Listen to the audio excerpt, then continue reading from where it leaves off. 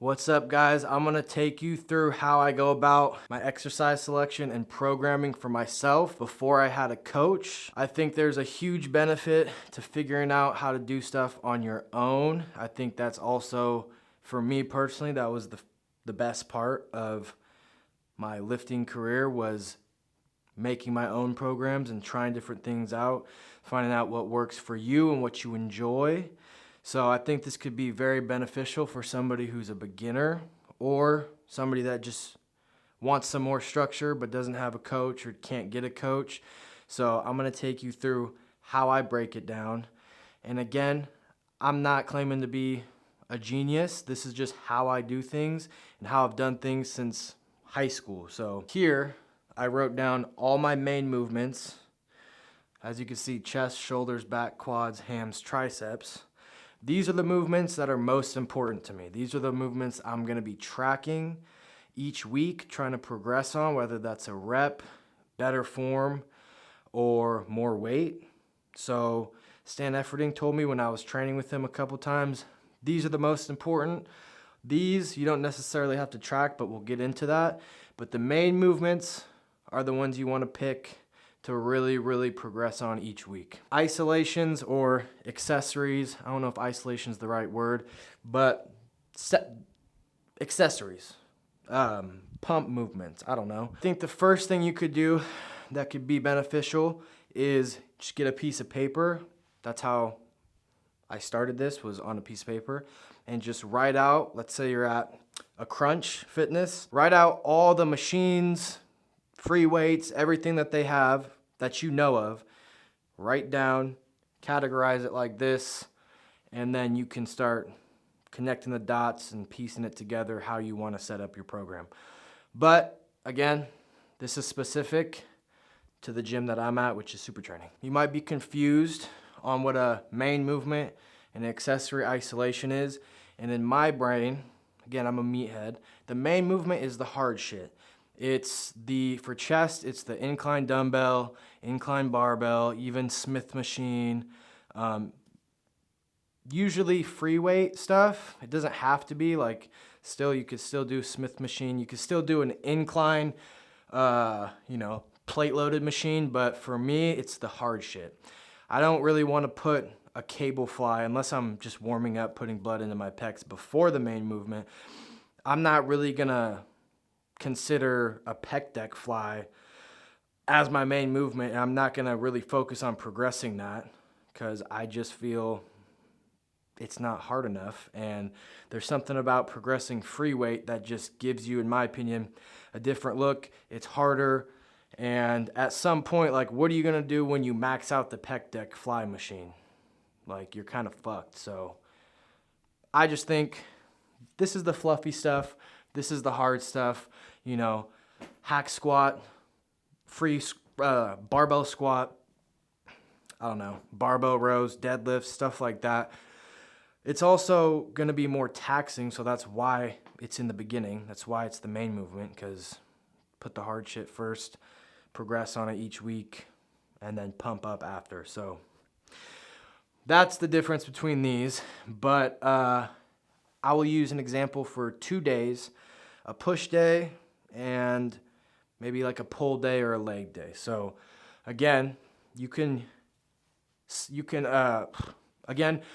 write all this out no matter what split or style of training you're going to do. If you're going to do low volume, high intensity, if you're going to do more of a bro split, if you're going to do super high volume, even if you're powerlifting and you don't have a coach, you can write all the exercises and pick and choose how you want to put it together. My push day, I'd have one push day that's chest focused and one push day that's shoulder focused. So I guess kind of the same, but I mash them all together. So for example, my first push day, Monday, would be, I'd pick 2 of these here, 1 of these, 1 shoulder movement and 1 tricep movement. And I'd only do 1 to 2 sets per exercise. So I'm gonna choose, again, I'm at Super Training, so we have the Incline Prime plate loaded machine, which is an amazing machine. So I'm gonna put that first because I really wanna progress that. Then I'm gonna follow it with incline dumbbell. And those are my 2 main movements for the day. That's what I'm gonna write down, or video. You can have a logbook, or you can just keep it in your head if you're smart. I can't do that, so I either have it on video where I can go back and be like, all right, last week I did 120 incline dumbbell for this amount of reps. This week I'm gonna either try to clean up my form, add a rep, add some weight, whatever. But 2 main movements, move on to an accessory. I chose seated cable fly, so 1 to 2 sets there. I'm doing 2 sets of this, 2 sets of this, 2, maybe 3 sets of this, maybe with a set intensifier, like a drop set, I don't know. And then it's a push day, so chest, shoulders, triceps. So it's chest focus, so I'm focusing on my chest, not so much the shoulders and the triceps, but we're still gonna hit them. We're gonna touch them up. So I'll pick 1 shoulder movement and 1 tricep movement. As you can see, I don't have any front raise in here because I feel like I have 2 push days. My front delts are getting hit a lot with all the pressing I'm doing, especially the incline pressing. So I don't need a front raise. I have lateral raise and rear delts.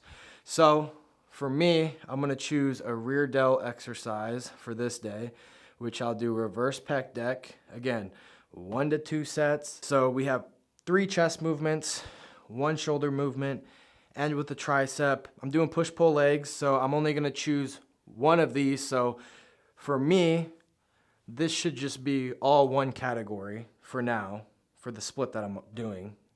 But if I had a specific arm day, I would choose 2 main movements and 1 isolation, or 2 isolations and 1 main movement for triceps. But again, we're doing a push day, so I'm not gonna do 3 tricep exercises after I've already done a bunch of pressing. So I'm just gonna choose 1 of these, and I would prefer to do something challenging and really load the triceps. I'm gonna choose a weighted push-up, which I should have put close grip weighted push-up, but that's what I'm gonna do for my triceps. I'll do 3 sets there, and that's my push day. So to go over it again, my first push day of the week, chest focused. I'm gonna pick 2 main movements for chest, 1 isolation for chest, 1 shoulder movement. And again, I'm picking an isolation because it's a chest focused push day. If it was shoulder focused, which I'll go into next, I would be choosing from here. But that's too much heavy pressing for 1 day. So I'm gonna choose what I chose, which is reverse pec deck. And then 1 tricep, which is a weighted push up, and I'll do 2 to 3 sets there. Pump the triceps up. That's my first push day. If I were to do a shoulder focus push day, it might look like this. The only thing that changes is instead of choosing from the main movements under chest first, I'm prioritizing shoulders, so I'm gonna choose these as my first movements. So I'm gonna do an overhead prime press, an overhead dumbbell press. That's my main movements for the day. And then I'm gonna go down here and choose a single arm cable lateral raise. And then since it's still push, I'm gonna choose from down here. But the focus, again, is shoulders. So I'm not gonna choose anything from here because 1, it's gonna creep into the next week. I'm gonna be fatigued because this push day is later in the week. So everything's gonna get crammed up, and then it's gonna take away from my progress on the first push movements, and I don't want that.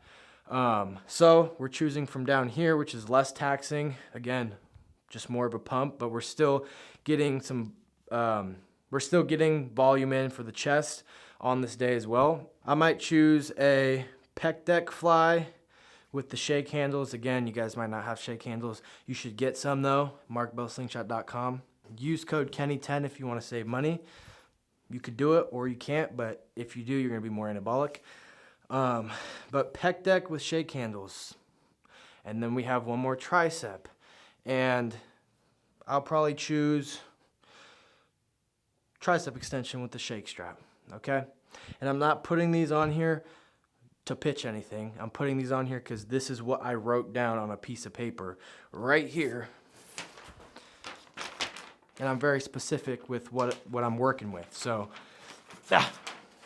That's why it says shake handles.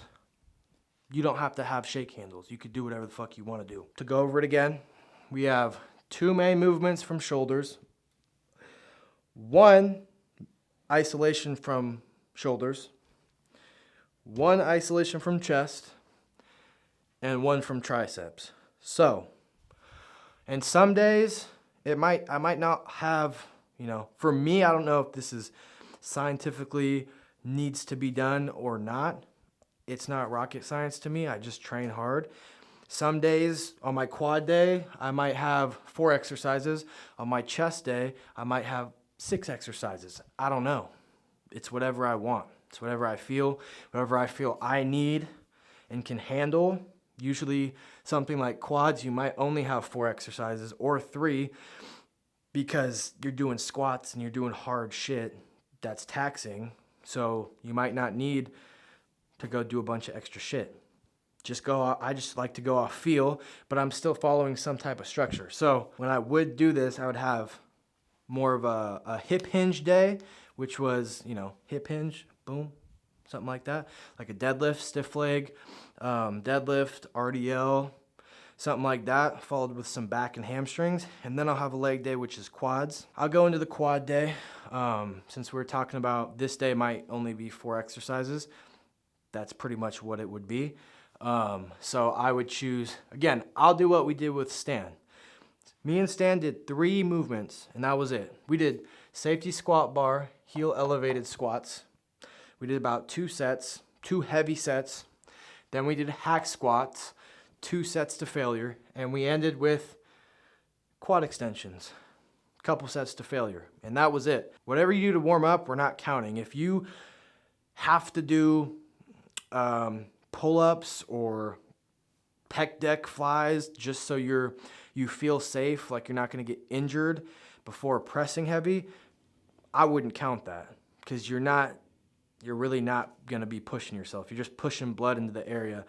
Unless you want to and you want to be super on top of it and track everything, you can.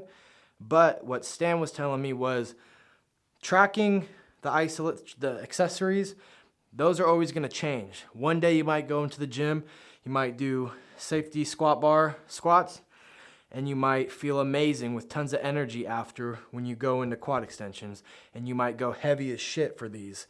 But the next week you might be more fatigued, might not have recovered as well. You do these and you're absolutely fucked after. And then you go to these and you can't do nearly the same amount of weight as you did last week. So that's why I wouldn't track it. I would just focus on intensity and really taking it still to failure and going hard. But I wouldn't worry about the weight you're using or the reps. As long as you're not doing like 3 reps, just make it hurt. This whole category, just make it hurt. That's what I think about. But yeah, so squat, hack squat, quad extension, done. That was amazing. But I also had Stan training with me, which he pushed me to my limits, and I felt like I was going to die. So when I don't have a training partner like that, it's harder to push to that level of intensity. So I might set it up like, I might choose a hack squat first. Then I'll go to a leg press. Then I'll do quad extensions and a sissy squat, which is body weight. That's still only 4 exercises. So for quads, you just tend to die. So even if I added a 5th exercise that was, let's say I did hack squat, leg press, quad extension, and then split squats at the very end, my lower back's going to be fucked. I'm not going to get the most out of the movement. And yes, I could use lightweight and just, pump them out, but I don't see a point being that fatigued going into a movement that sucks and is hard. I'd rather just pump that area up with blood because I know that I killed myself on these movements. That kind of reassures me if I don't go as heavy or do the hardest isolation movement. But that's for quads. For my hamstring day, which is like the lower back / hip hinge, whatever you want to call it. I just call it a deadlift day because I love deadlifting.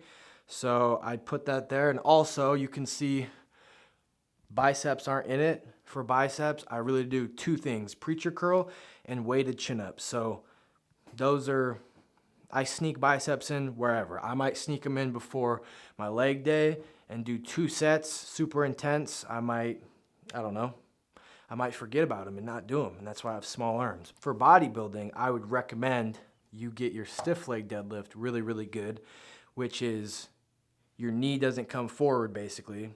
But I have a bit of an ego for lifting, not in life. And I love the deadlift. I love going heavy. I love being explosive.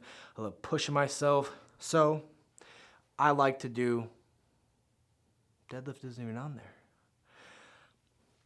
I like to do deadlift, but it's not even on here. So that can show you how much better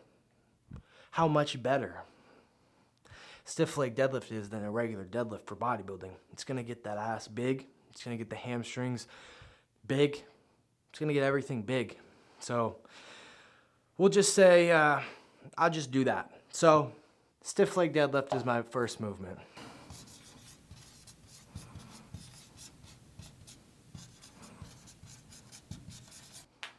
Okay, forgot one. Hamstrings.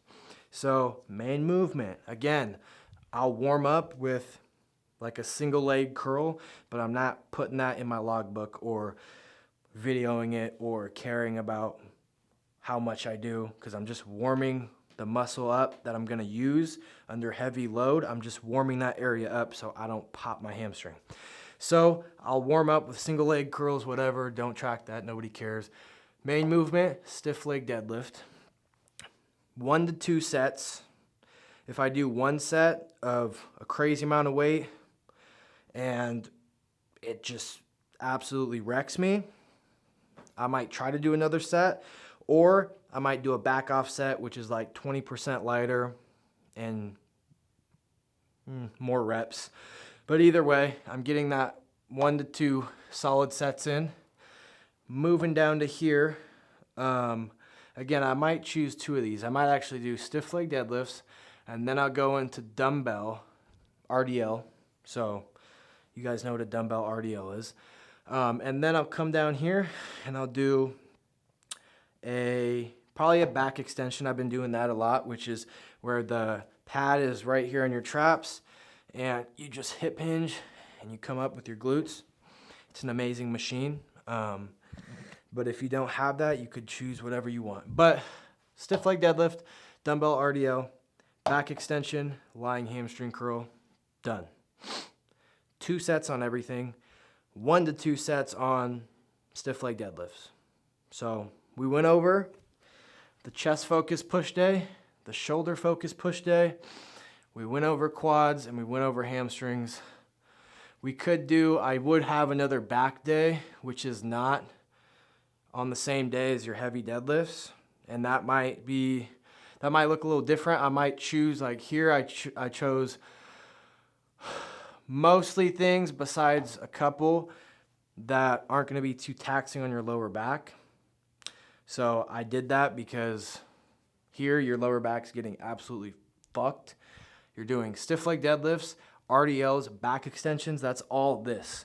So your lower back's going to be pretty fatigued that day. So that's why I have an extra back day during the week that doesn't do any of those. You're not really in those positions. Like you see single arm lat pull down, another lat pull down, hammer strength, seal row, prime extreme row. The only ones that would really load your lower back are the dumbbell rows and barbell rows, and I guess I don't really count T-bar rows. So we basically went over the whole split. I have 2 push days. I follow a program now, but this is the fun part for me when I did get to create my own programs and try different things out. How I would set this up for myself or how I would recommend it, again, I'm not claiming to know shit. This is just how I would do it for myself. So Monday would be my chest focus push day. Tuesday would be quads. Wednesday would be off. Thursday would be my back day. And then Friday would be my second push day, which is shoulders. A little bit of chest, a little bit of triceps. And then Saturday, since it's on the weekend and I work all week, you wanna be smart with where you place this day and what comes before it. So that's why quads are on Tuesday and the deadlift day is on Saturday. So there's a good chunk of time where you can recover and prepare for this day. And yeah, so Monday push, chest, Tuesday quads, Wednesday off, Thursday back, Friday shoulder push day, Saturday deadlift day. Boom. So if you like this video, let us know. I can do one for more of a bro split, which is like a higher volume where there's one body part per day and you do it like that. This is the way I like to train. This is how Stan Efferding trains, and I got to pick his brain a little bit about this style of training, low volume, high intensity.